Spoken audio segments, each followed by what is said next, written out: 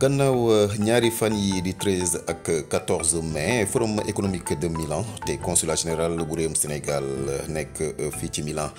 taxawal ko jeexal nañ ko nag ci dibeer gi toll woon nag ak fukki fan ak juróom ci weeru mai. ñu amal fa nag ay waxtaan yu am solo ci wàllu investissement ci pàcc yu bëri ci tënk naka rek la ñu war a yokkee doolelee koomu réewum Sénégal jaarale ko nag ci ay investissement mu mën a jóge it bitim réew. forum économique bu Milan teewee nañ ko nag ay délégation yu bëri jóge réewum Sénégal naka noonu ay mairie gox. Abdou Latif Coulibaly secrétaire général du gouvernement nekkit maire de Sokone àdduna ci li waral nag teewaayam fii ci forum économique de Milan ñu teewlu ko ci micro El Hadj Kabou. waaw maa ngi nuyu téléspectateurs yi di am cawarte lool di war seen micro d'abord forum bi nga xam ne Milan suñ consulat bi ñu fi am moo ko organisé forum bu am solo la parce que fii dañuy waxtaan ak industriels italiens yi nekk fii ci région Lombardie ñooñu am ñaari préoccupation yoo xam ne préoccupation majeure mooy investissement au niveau national Sénégal avec les programmes gouvernementaux mais dafa am volet bu am important aussi ñoo coopération décentralisée dafa am ay yenn maire yoo xam ne ñu xal nañ fii kii ñu invité ñu dajeeg ay suñ naataango yu nekk fii ci Lombardie di waxtaan ak ñoom man volet boobu moom fi gën a indi d'ailleurs parce que dañu am ñu dem ba ñaar ba ñetti projet yoo xam ne yi ñu ngi koy waxtaan ak fii ay ñoo xam ne coopération décentralisée benn bi c'est un projet agro écotouristique mooy projet boo xam ne ci mbirum agriculture lañ koy wéyal waaye di ko wéyal itam ci mbirum sauvegarde patrimoine écologique ak environnemental bi nga xam ne dëkk bu mel ni Sokone bokk ci delta du Saloum daf ci am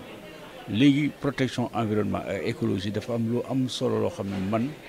discussion yi ma fi jot am ak benn commune bu ñuy wax Colleccio ak yeneen collectivité décentralisée lu ñu mën a dimbale na ci li nga xam ne mooy liggéey ñuy def suñu mairie yi parce que xam nañ ne mairie su Sénégal wax dëgg yàlla gouvernement moo yore daanaka yëpp waaye booy mën a def ay jéego di daje ay collègues yoo xam ne yi feneen lañ nekk am njitte lool pour ñëw ànd ak yéen ci liggéey bi surtout en matière de protection écologique ak environnement ak développement agricole ci suñ dëkk yooyu lu am solo la fii nag xam nañ ne ci partie nord la ci Italie waaye PME yu bari entreprise yu bari dañuy am activité yoo xam ne ñu ràññee leen waaye dégg ngeen tam autorité gouvernementale yi fi ñëw lu mel ni DG caisse de dépôt lu mel ni DG Petrosen ak ñi nga xam ne dañu ànd ak ñoom ak yeneen soo gisee exposé bi fi gars yi def tey sur la thématique investir au Sénégal ak rappel yi ñu fi def ci PAP 2A bi ak rappel yi nga xam ne jéego yi économie Sénégal def diggante 2012 ba ren ak gis nga intérêt bi ci tubaab yi fii porté lu am solo la ñaari fan lay duré mais lu am solo la thématique yi discussion yi vraiment man yaakaaru moo ne li laa fi fekk mais rëccuwuma lu ma fi ñëwee tey ñaari fan ñetti fan ñu dem ñu ñëw ko fi ñu waroon jógee liñ fi jëlee liñ fi taataanee ñu war ko mun a jëfandikoo ci suñu réew yu am solo la.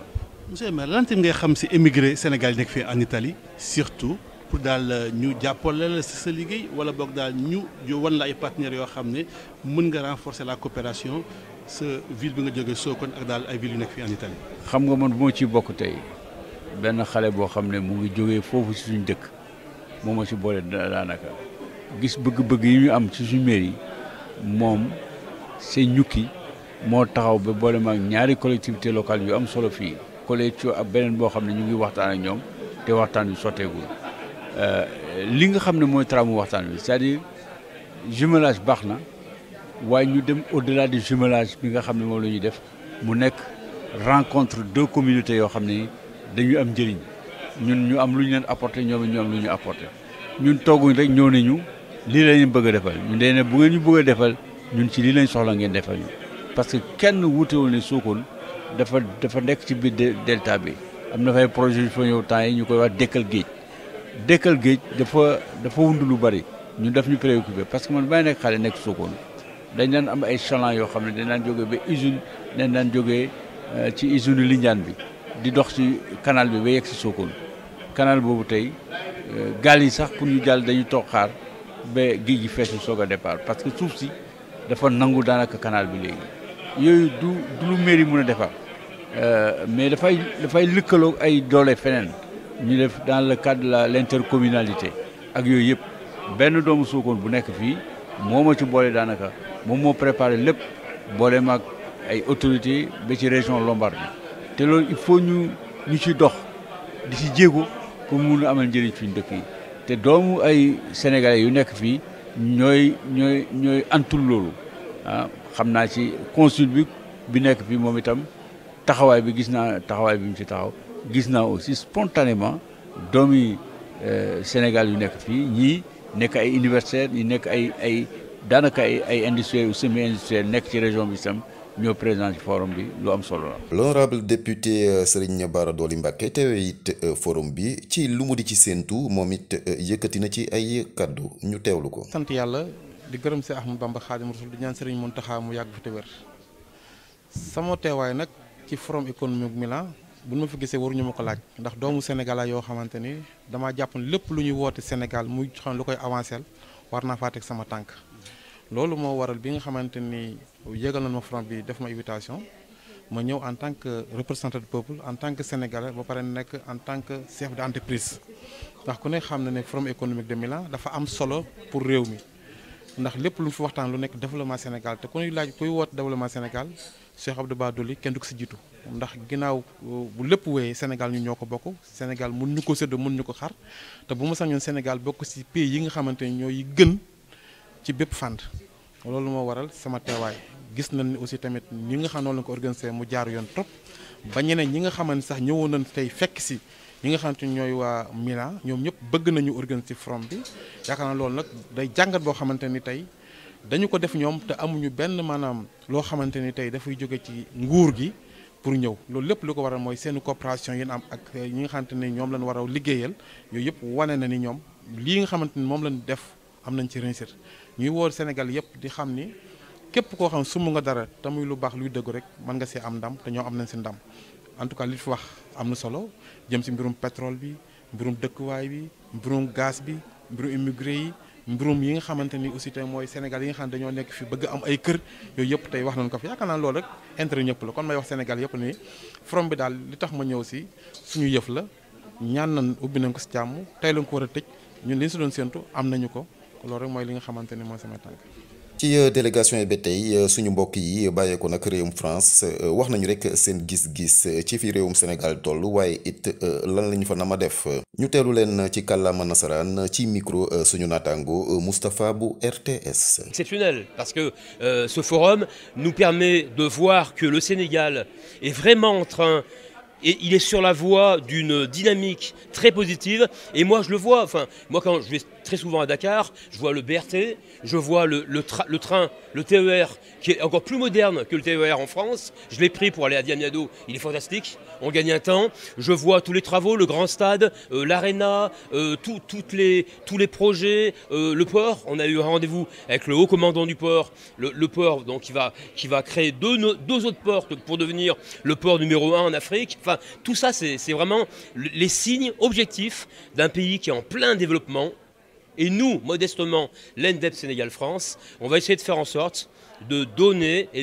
des compétences aux jeunes, les compétences techniques dont le Sénégal a besoin. Et par ailleurs également, moi je vais importer des produits sénégalais. Actuellement, je suis en relation avec un jeune Sénégalais, Seydi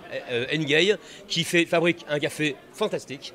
Il a un arôme d'épices qui est superbe, c'est le café Touba, mais lui il le fait encore particulièrement. Et je vais essayer modestement de l'importer en France pour que lui aussi, sa société elle puisse croître et qu'il puisse engager à son tour quelques jeunes Sénégalais pour l'aider dans sa production. Donc pour nous, enfin, moi quand je vois l'appétence des jeunes Sénégalais à avoir construire un chemin, quelque chose de bien dans la vie, bah moi, franchement, français, je me dis c'est génial parce que ça fait 35 ans que je forme des jeunes en France. En France, ces jeunes, ils sont gâtés, pourris gâtés. Ils ont tout, ils en veulent plus. Les jeunes sénégalais, ils en veulent. Et donc moi, voilà, c'est ça. Et donc moi, c'est fantastique. ci bés bu mujj ci forum économique bu Milan FAISE di fonds d'appui à l'investissement des Sénégalais de l'extérieur amoon nañu ci ab pàcc bu yaatu soxna Naata Samb Mbàkke jiite ko indi na ay leeral ci doxalinu financement yi. jërë ngeen jëf déjà si opportunité bi di kontaan ci consul général ak consulat général ñu def forum bi donc ñu ñëwoon ci nag teewal fi comme ni nga ko waxee le fonds d'appui à l'investissement des Sénégalais de l'extérieur. FAISE nag dafa nekk instrument boo xam ne yàgg na Sénégal gaa mais depuis 2013 président Macky Sall daf ko yokk budget bi. ba pare yokk ci beneen fonds boo xam ne dañ ko jagleel jigéen ñi nekk diaspora xëy na nag yaakaar boobu moo indi engouement bi parce que moom moo jëlee fonds bi ci 340 millions def ko 3 milliards ba pare nañu dem jàppale jigéen ñi fi ñu nekk te góor ñi nañu ñibbi si investir au Sénégal donc ñu am ñaari ligne de financement yooyu nga xam ne moom la ñuy doxal Italie nekkoon deuxième pays après la France ba ñuy commencé 2013 pour ñëw fii financer joxe fi presque plus de 300 millions joxe nañ ko fi ci ay financement revolving yoo xam ne dañuy joxe di dawli bi yoon nii sax ñu ngi fi am 30 millions bu ñu war a distribuer selon les demandes yu ñu jot donc FAISE bi nekk aussi yaakaar pour sénégalais yu bëri parce que non seulement dañ leen di jàppale ci activités yu ndaw yu ñu am mais dañoo bëgg aussi immigré yi ak seen xam-xam ak seen doole ñuy ñëw di investir au Sénégal te loolu gis nga structure état yi nga xam ne def nañ ko en place président teg ko fa muy DER muy FONGIP muy structure ADPME ASEPEX on fait le tour du monde pour joxe xibaar bi mais aussi wan teg nit ñi ci yoon pour ñu mën a ñëw di demander pour ñu bokk ci parce que du yëfu politique yëfu sénégalais yëpp la maa ngi doon wax ak léegi kenn ku nga xam ne jot na financement musuma ko gis xaw ma ko moom moo ma interpellé ne ma financé nañ ma fay naa ba mu jeex c'était une bonne nouvelle ma ne ko kaay ñu photo parce que am na ñoo xam ne dañu foog ne affaire bi dafa am lu ci nekk mais demande la am nañu ay site def demande mais duñu wër nit ñi tam di leen wax kaay leen jël donc dañu am lu ñu koy jaaraleel moo tax nag toog ci forum yi daf ñuy permettre ñu gën a communiquer ak nit ñi Italie nag dafa bokk ci dëkk yi ëppale ci li ñu am parce que même au niveau de la place des prix amoon nañu convention ak FAISE pour jàppale ñu ci financement yi les demandes que nous recevons mën naa ne presque 40% viennent de l'Italie ñi ñu financé presque 40% Italie lañ bokk parce que ñoo njëkk a comprendre système financement bi mais ñoom ñoo gën a bëri ñuy demandé ba tax na amoon na benn moment sax sama comité d'orientation ne ma dafa mel ni Italie rek ngay financé mais ces demandes yi fii la gën a bëri moo tax su ma déggee ay nit lii baax na parce que ñu ngi communiquer ak nit ñoo xam ne sax xamuñu woon loolu donc ça fera l'occasion pour ñun ñu toog communiquer ci loolu waxtaan ak nit ñi xamal leen ne lii mooy li fi ne actif bi lii la mais président mi ngi continuer di jàppale diaspora bi te dafa gëm na diaspora bi non seulement li ñuy def fii mën nañ ko indi Sénégal mais aussi seen investissement ñoom li ñuy dugal sax moo ëpp ñun li ñu leen di jox mais effet de levier bi ñu war a multiplier mooy ku am 2 millions bu la FAISE joxee 5 nga boole ko ci ñëw Sénégal tu crées de l'emploi parce que tamit nit ñi dañu foog ne rek demande yi noonu la déedéet critères yu ñu teg la yu war a mat 10 critères yuy permettre nit am financement bi ci jiitu mooy création d'emploi parce que bëgguñu nit ñëw rek jël financement pour yow rek da nga war a wax ne am naa 3 4 ou 5 employés localisation du projet bëgguñu ñëpp ñëw rek di def ay financement à Dakar dañ koy tas ci biir Sénégal le secteur d'activité il y a des secteurs prioritaires pour l'État comme l'agriculture la pêche l'élevage te ñoo bëgg nit ñi di ci dem compétence des Sénégalais de l'extérieur am na ñoo xam ne dañoo liggéey par exemple fii demoon naa fi Pontedera ak yeneen dëkk sénégalais yi am ay xam-xam ci cuir dañoo war a ñëw indi ko Sénégal ñu lëkkale leen ak waa village artisanal ñu am ay techniques yu bees ñu indi ko foofu pour ñu gën a production au Sénégal gën a baax et cetera ba ci taux de rendement interne lan ngay def pour wan nañu li ñu lay lebal di nga ko fay yooyu yëpp ay critères la yu ñu teg de manière objective ay experts ñooy joxe note ku ci am ci note yi ñu joxe xaalis ba mu jeex su jeexee nag ñeneen xaar donc loolu comme ñuy wax financement est-ce que tey émigré bi la dégg mën na ñëw jege si fii consulat Milan fii pour jéem a bindu pour jéem a am daal si financement yooyu. waaw ñi ma àndal nii yëpp ay équipe bu FAISE la ñu ak direction générale sénégalaise de l'extérieur nga xam ne ñu ngi ànd ak sama frère l'ambassadeur Amadou François Gaye dañu ñëw pour indi documentation mais on aura benn session dédiée au FAISE demain pour joxe information waxtaan ak nit ñi leeral yu bari tamit parce que chaque fois bu ñu amee rencontre yu mel ni ñun l'occasion pour ñu gën a leeral li ñuy def. parce que loolu tam moo tax daje bi tey ñu gis fi ay ministre gis fi ay kilifa suñu déplacement loolu la dañu war a jëriñ ñu xam donc ku bëgg a def demande ak koo xam ne nii dafa am demande bu leerul ci suba ba léegi ci loolu la ñuy dox on a une équipe ici pour ñu leeral la pour ñu tegal la ci yoon pour aussi nga bañ a demander ñu bëri duñu am information yi dañuy def demande par exemple duñu financer commerce au Sénégal soo defee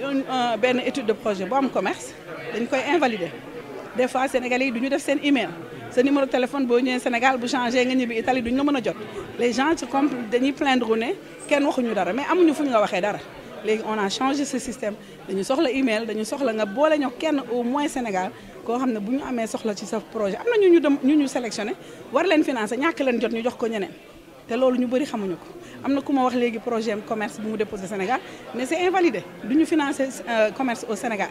loolu yëpp nag moo tax ñuy ñëw pour waxtaan ak yéen moo tax seen liggéey bi ngeen di def am solo ñu leen ciy sant bu baax parce que communication bi bu jàllul nit ñi duñu am la bonne information et après dañuy nekk di critiquer sans comprendre le système vraiment. ci lu jëm ba tey ci FAISE di fonds d'appui à l'investissement des Sénégalais de l'extérieur Khady Sall Ndiaye vice-consul du Sénégal à Milan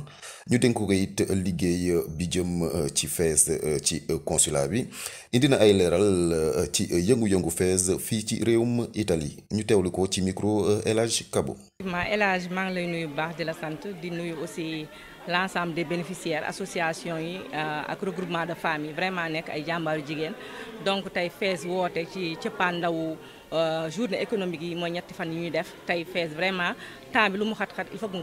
boole ci dugg ci su ko defee nag li fi nekk mu jox ko jigéen ñi ndax macha allah ñu nekk ci yoon di liggéey soo leen jàppalee rek da nga leen di gën a tegu ci yoon. waaw financement yi FAISE nag macha allah depuis 2014 la tàmbali te boobu ba tey président chaque année mi ngi ciy yokku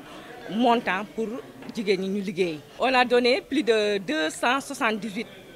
projets de femmes. donc nag ñii tamit nekk ay jàmbur jigéen tey lañ ci seen wërsëg jot ndax depuis 2014 ñu ngi doon déposé mais xëy na ku nekk li ñuy wax rek daan jotul suuf donc suñu sañoon moom ñëpp dañuy am ñëpp mënuñu amandoo mais ñi am moom macha allah dañuy ñaax suñu mbokk jigéen rek suñu amee ñuy fay ñuy jox ñeneen ak ñeneen donc ñuy kontaan ci madame Nata Samb Mbacké mi ñu yombalal liggéey bi aussi de remercier monsieur le consul général moom ñëpp jàpp na ci te affaire bi moom tàmbali la. FAISE day relancer waat bu soobee yàlla su ngeen ñu accompagner bu soobee suñu borom ndam rek lañ ciy am. am na ay problématiques yoo xam ne dañ ko souligner ci salle bi yan jafe-jafe la jigéen ñi am ba nga xam ne daal ba financement yi tamit ñëpp mu jël ñu am daal. waaw dëgg la li ñuy wax ne xam nga macha allah crise économique bi fi ñu toll donc xam nañu àdduna yëpp metti donc xam nañ ñëpp dañoo nekk ci ay difficultés donc demande yi bari na peut-être aussi xam nga demande yi moo ëpp offre bi mais suñu sañoon moom ñu jox ñëpp. donc nag demande yi bari na ba tey ñu ngi ciy liggéey te aussi dañ ciy jaar aussi remercier son excellence monsieur le Macky Sall chaque année dafay yokk budget bi surtout côté Italie donc ñu ciy remercier loolu jigéen ñi aussi vraiment ñuy kontaan ci président chaque année mi ngi yokk cette fois-ci mën nañu wax ne que ni Covid bi moo arrêté woon liggéey bari mais yàlla defal ne pandémie bi léegi kii na liggéey bi day tàmbaliwaat ak jigéen ñi macha allah monsieur le président dafa wax ne liggéeyam du ci bàyyi jamais jigéen su ko deful ci kanam du nekk ci ginnaaw te lii wane na ko. yan conseil ngay jox jigéen yoo xam ne dañaa bëgg a bindu pour bénéficier aussi xaalis bi parce que gis nañ ni ki xaalis déjà ñu ngi koy joxe. waaw képp koo xamante nga porteur de projet nga soo ñëwee au côté du consulat man maay responsable du FAISE au niveau du consulat consul yombalal ma ko ku ñëw dañ la dimbali accompagner la jox la ay demande nga mën a déposer bu soobee yàlla après ñu ci liggéey ci rek ku ci sa wërsëg nekk bu soobee yàlla di nga am. Soxna Aminata Fall nekk responsable du service des affaires économiques ci consulat bu réewum Sénégal ci Milan nekkit coordinatrice forum économique bu Milan. dellu si na ci naka la ñu taxawalee li ni mel. waaw forum économique bi mi ngi jóge ci idée son excellence monsieur le consul général du Sénégal à Milan mooy Mamadou Lamine Diouf bi mu ko xalaatee daf ñu ci woo ci réflexion bi ñu ñëwee mu ne ñu man daal dama am idée boo xamante ne ñu créer lu ñuy wax forum économique parce que damay fàttali ne tamit. moom moo créé le service des affaires économiques bi ma ñëwee mu xam ne économiste la mu ne ma dama bëgg a créer service des affaires économiques pour nga doxal ko donc dañoo dem ci base zéro bi mu waxee forum économique tamit ñu ne occasion la parce que forum économique dafay englober lépp dafay boole lépp ñu ne nag léegi bu ñu defee forum économique boobu ba pare après ñu jublu nag ci forum yoo xamante ne wala journée yoo xamante ne ci secteurs yi lay dem. forum économique bi nag xawoon na diis programme bi xawoon na chargé moo tax sax présentation yu bëri ñu xaw ko tënk mais yàlla sant yàlla yegg nañ ci cappaandaw bi et gis nañ ne am na quand même ay résultats retombées yi nag ñu ngi koy basé ci commission de suivi bi ndax dinañ teg en place benn commission de suivi boo xamante ne lépp loo xamante ne càmbar nañ ko fii ci forum économique bi dañ koy topp de A à Z tey jii rek dem nañ benn visite boo xamante ne ak aéroport international de Blaise Diagne pour mettre leen en partenariat avec l'aéroport Orio Serio de Bergamo. Donc aéroport boobu tey jii tey tembe tey ci projet yi am AIBD am na ñetti pàcc yoo xamante ne ñi ngi ciy nekk en discussion ak ñoom. Donc ñun ci anam boobu lañ ko liggéeyee nit ñi dañoo xool ñi nga xamante ne ñoo intéressé wu ñu participer ñu mettre leen en relation avec ak ñi nga xamante ne ñoo nekk ci partie italienne bi muy nag l'investisseur italien mooy l'investissement direct étranger muy aussi investisseur bi nga xamante ne sénégalais de la diaspora la loolu mooy solo mbir mi jëluñu rek ne dañuy jël ay investisseurs rek yóbbu Sénégal mais dañu bëgg tamit sénégalais de la diaspora yi tamit ñu xam ne war nañ mën a dem investir seen réew leneen lu dul tabax par exemple parce que ñu ci bëri tabax loué yooyu la ñuy toppatoo mais l'investissement productif de la diaspora moo tax nag ñu indi fi képp koo xamante ne structure de l'État nga te nga nekk ci environnement des affaires bi te nga war a mën a indi ay information jox ko sénégalais de la diaspora bi mu xam fi muy teg tànkam bu ëllëgee am Aminata Fall du jóge fii rek tëñëxi dem am jël xaalisam jox ko ay nit ñu naan ko kaay ma jaaral la fii kaay ma jaaral la fii pour nga investir lekk xaalisam loolu mënatul am bu fekkee ne basé wu nañ sur le fait que consulat général bi mu créer le service des affaires économiques pour loolu la parce que service affaires économiques boobu li nga xamante ne mooy liggéeyam mooy jàppale investisseur bi nga xamante ne tubaab la bëgg a jóge fii dem investir au Sénégal mais aussi investisseur bi nga xamante ne sénégalais la bëgg a dem dëkkam def retour investir au Sénégal mais aussi la valorisation de l'expertise des sénégalais de la diaspora c'est important dafa am solo parce que du ñu naatable ne fii am na fi ñu bëri ñu fi nekk ñoo xam te ne li ñu xam ci seen bopp yi bu ñu ko jëloon rek yóbbu ko Sénégal am na yaakaar ne dina gaaw ci émergence am te ci fondamentaux de l'émergence yi nga xamante ne moom la suñu son excellence monsieur le président de la république def muy référentiel boo xamante ne bu am solo ci fondamentaux yi maanaam ku wax fondamental mooy li nga xam ne mooy dëgëral ci plan Sénégal émergent promotion de la diplomatie économique daf cee bokk. kon mën nañu comprendre qu'il y a une autre façon de faire la diplomatie moom ngeen faral daal di commencer. La diplomatie a toujours été économique mais xëy na perception yi ak façon yi moo gaawul torop ci suñu mission diplomatique et consulaire et am nañ yaakaar ne bu ñu jógee ci forum bi comme invité nañ suñu yeneen mbokk yoo xamante ne su ay ambassadeur Abdoulaye Seck mu ngi fii ñu koy nuyu au passage le consul général bi nekk Marseille ñëw na teewe ko moom ak ki yor service des affaires économiques am donc yooyu yëpp am nañ yaakaar ne dina nekk loo xamante ne dafay yaatu ba ci yeneen mission diplomatique et consulaire. mais nag si journée bi tamit dañaa remarqué ni ki ay problématiques yu bëri génn na fi c'est-à-dire képp ku wax immigration émigré bi lu mu njëkk xalaat dans sa vie mooy am kër dëkkuwaay problème dëkkuwaay bi dafa nekk problème boo xam ne dafa metti lool dafa ne lool naxe bi bëri na lool fii nag dégg nañ SICAP leeral na lu bëri toutes les grandes organisations yoo xam ne ak ministères yoo xam ne seen direction yi ñëw nañu indi nañu ay éclaircissement est-ce que actuellement l'immigré est à l'abri de tous ces arnaques yoo xam ne moom la doon am ci mbiru kër. waaw bu jaaree fi mu war a jaar ndax ñun bi ñu ñëwee consulat général du Sénégal à Milan son excellence Mamadou Lamine Diouf ak man sama bopp li ñu njëkk a def contact ci liggéey mooy dañ ko def ak ministère de l'urbanisme lu tax parce que dañu xam solo accès au logement lan la am ci Sénégalais de la diaspora bi nga xamante ne def nañ ko aussi ñoom ñu topp ñu ci équipe bi yëpp commencé ko ci secrétaire général ma ci profito pour jaare ko Ablaye Guèye jaar ko ay waajuram dafa ñàkk ñaari waajuram ci benn espace bu gàtt yàlla dafa def boobu jóge nañ Sénégal mënuñu ko woon jot def nañ tout pour jot ko mais ñu ngi ko koy jaale lu tax ma wax ko solo liggéey bii ñu def nii muy forum économique bi lu ci bëri moom bu ci jàppale woon du sotti ndax jël na ay réseau jox ñu ko mettre ko à disposition moo tax tey bu SICAP ñëwee teew FSH ñëw teew direction générale de la construction ñëw teew te am na yeneen ay safru ñi nga xam ne ñoo yor aménagement yi ñoom ñëpp dañu waroon teew ñu am nag problème mu dernière minute visa moo tax kiiwuñu ñëwuñu mais ñoom ñëpp 9 personnes la ñu woon dañoo naroon mobiliser pour ñëw parce que xam nañ solo bés bi wax naa la sànq ni bi ñuy def forum bi dañu ne nañ jël structure de l'État yëpp yi nga xamante ne dinañ intéresser les Sénégalais de la diaspora ñu indi leen fi pour ñu jàkkaarloo wax ak ñoom bu ko defee bu boobaa global bi la bu boobaa mais bu ñu weesoo lii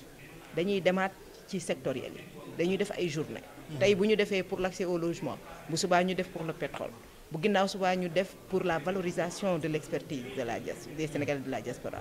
wax naa la ko sànq am na ci ñoo xamante ne ay universitaires lañ jàng nañ am nañ xam-xam war nañ am loo xamante ne war nañ ko mën a jëriñ seen réew mais am na ñoo xamante ne ay ouvrier lañ ñu ngi liggéey ci usines yi mais seen expérience boobu dafa war a mën a dem ca réew ma pour industrialisation bi ñuy wax wala mbir mi ñuy wax ci mbirum mbay comme fii ni ñuy defee seen kii bi seen tool yi ni ñu koy traité ni ñu koy kiiwee pourquoi pas nous au Sénégal on a l'espace am nañ espace bi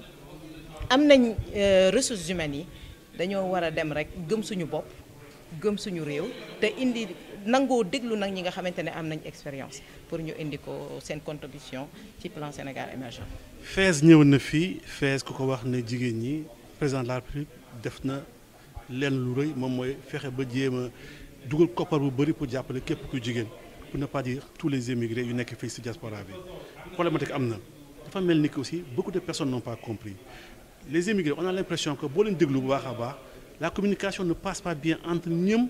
ak daal autorités yoo xam ne ñoom ñoo fi nekkal fan la sooxe ba daal communication du egg fu mu war a egg moo tax chaque fois gars yi di wax di yëguma xamuma wala la moo tax lii. waaw xam nga dañoo nekk ci suñu dëkk je crois que ku ci nekk bu bayee waaram rek lépp dina mate ñun ñi nga xamante ne ñoo nekk ci nguur gi mën naa waxee noonu ndax ñoo nekk ci administration bi ñun dañoo war a def jéego suñu kettalaay kattan ba mën a yeggale communication bi fu mu gën a soree lii ngeen di def nii yéen ñu nekk seen partenaire par rapport ak information yi ñuy jàllaleek yooyu lu am solo la pour que Sénégalais de la diaspora bi mën di xam li xew ci dëkkam mën a xam li xew ci consulat mën a xam li xew ci ambassade am loolu yëpp ay jéego la yoo xamante ne son excellence Mamadou Lamine Diouf mi ngi ci teg tànkam mbir mi nag xëy na du gaaw xëy na du yomb ndax pays en voie de développement lañ nekk budget yi matewu ko yeneen yi matewu ko mais consul général ak l'ensemble des agents yi nga xamante ne ñi ngi liggéey au niveau du consulat ñi ngi xar seen tànk tubéy ci loolu ndax tey boo gisee ne dañuy dem ci ay week-end di bàyyi seen kër di bàyyi seen lépp mais bu ñu waxee consul léeg-léeg bu amee problème budget sax ñu ne ko non ñun dañ koy def te yàlla rek a tax loolu yëpp ci ndimbal la bokk loolu yëpp aussi ci yóbbu communication la bokk parce que le seul fait de se déplacer vers les populations ñu xam li nga xamante ne moom la État du Sénégal di liggéey pour ñoom. forum économique yi chaque ñaari at lañ ko bëgg def waaye nag dox daje bi du yegg foofu ndax foofoo ba boobu du ñu toog croiser les bras dinañ def yeneen activité comme ni ma la ko waxee sànq par rapport à des secteurs. waaw balaa moo yàgg en tout cas fii ak 45 jours prévoir nañ pour génne les actes un peu du forum de Milan ñu xam lan ak lan lañ fi tënk mais loolu yëpp commission de suivi bi aussi mën koo topp pas à pas du ñàkk aussi comme ni ma ko waxee ci secteurs yi dinañ ci kii mais dinañ def tam yeneen activité ñu leen di lancer appel daal consulat général du Sénégal à Milan c'est pour les Sénégalais de la diaspora en terre italienne ku ci am lu muy soxla muy ci wàllu économie muy ci wàllu comme ni ñu koy defee ci kayit yeeg wut passeport ak carte d'identité ñun nous sommes ouverts pour avoir ces informations am nañ léegi site internet boo xam ne site internet u forum de Milan la information yi nga xamante ne day daw ba ca beneen édition ba te information yi ñu ci war a def yëpp dinañ ko ci def bu soobee yàlla pour sénégalais bi di gën a am information bi mu soxla. Mamadou Lamine Diouf consul général bu réewum Sénégal ci Milan xalaatu taxawal forum bi ni mel jóge ci moom yëkkati na ay kàddu ci li ñu mën a jàpp ci forum bi ñu teewlu ko ci micro El Hadj Kabou. ay sociétés yu bëri jóge nañu Sénégal ay directions yu bëri jóge nañu Sénégal ay maires yu bëri tamit jóge nañu Sénégal liggéey nañu ay liggéey yu mucc ayib le consul général mu ngi nii mooy Mamadou Lamine Diouf moom mi piloté liggéey bi yëpp ñu wax ko tàllal ko micro bi mu jox ñu les conclusions de ce forum ak lan lañ mën jàpp daal si forum bi. merci jërëjëf Kabo jërëjëf Diaspora Vision sentiment de satisfaction là am parce que biñ koy commencé métti woon na la wax naa ko fi keroog ci ouverture bi tey sant yàlla parce que liñ ci doon xaar yëpp je peux dire que à 90% am nañu ko. Le Sénégal a répondu massivement, l'Italie aussi a répondu massivement. Et tey c'est une première édition mu nekk loo xam ne dañ ko jëloon parce que dañ ko war a gëm wax naa ko samay édition yu bëri que dañu war a changer diplomatie bi il faut qu'on fasse une diplomatie économique te tey suñu réew daf ko soxla on a des ressources am na lu fa xew lu fa feeñ muy pétrole di gaz agriculture yu ñu war a suuxat jeunes yi africains yëpp dañuy jël gaal di ñëw il faut que ñu seet nan lañ leen di téye ci dëkk bi téye leen ci dëkk bi nag mooy lan mooy créer loo xamante ne c'est les transferts de technologie di ñu mën a toog foofu di saytu lu ñuy saytu ñu mun ko am lu ñu wut si fii ñu mun ko am suñu dëkk immigration nag mënul ñàkk il faut ñu ñuy dem mais na nekk une immigration organisée pour ne pas dire irrégulière tey fi ñu toll ni on satisfaction laa ci am may ñaan nag li nga xam ne moom la ñu tënk fii mu am suivi parce que loolu moo ci am solo et jàpp naa ne c'est une édition qu'on va faire tous les 2 ans mais cette fois-ci balaa ñuy dem ci 2e année j'ai demandé un ultimatum au comité scientifique et l'ensemble des personnes qui sont autour que d'ici 45 jours ñu commencer def les évaluations fan lañ ci toll fan lañ ci nekk li may déplorer tuuti peut-être les collectivités locales période bi ñëw on avait tant de maires qui devaient répondre et malheureusement ils ne sont pas venus mais c'est un suivi comme je viens de le dire on va réorganiser ça les rencontres avec les maires parce que on jàpp nañ ne le développement de ces pays-là ne doit pas se faire uniquement au niveau de Dakar il faut que les collectivités locales soient associées et ñun comme les diplomates comme la diplomatie on peut les organiser en les accompagnant dans ce qu'on appelle la coopération décentralisée pour les accompagner il faut que maires yi ñoom ñëpp ñu mun a xool maire bu nekk ak gox ba nga nekk nañ la lay jàppale et loolu su ma ko defee keneen def ko je crois que le Sénégal fi ñu bëgg dinañ fa jëm en tout cas je suis satisfait et je remercie tout le monde tous les participants les secteurs privés les maires le secteur privé italien l'administration mais surtout ki nga xam ne mooy le consulat général du Sénégal maa ngi leen di sant di leen gërëm l'ensemble des personnes qui m'ont accompagné mais ce projet là aujourd'hui